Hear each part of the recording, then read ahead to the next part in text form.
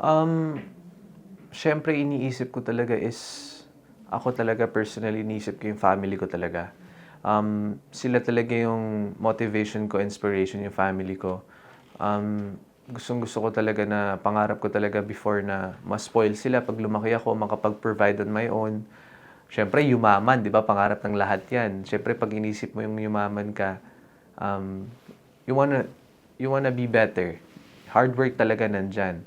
And yung mommy ko, daddy ko, yung mga siblings ko, iniisip ko talaga sila na I want them to be proud and ma-spoil talaga sila. For me, ayun yung kinakapitan ko. And also, sa lahat ng mga sumusuporta sa akin ng mga Maranao, Maguindanao, sila din kinakapitan ko sila na kasi syempre role model. Kaya I wanna be better, kaya mas na-motivate ako pag through tough times, iniisip ko sila lahat na hindi ako pwede sumuko. Maraming gustong maging katulad ko, maraming gusto sa pwesto ko ngayon, kailangan ko maging mas matibay.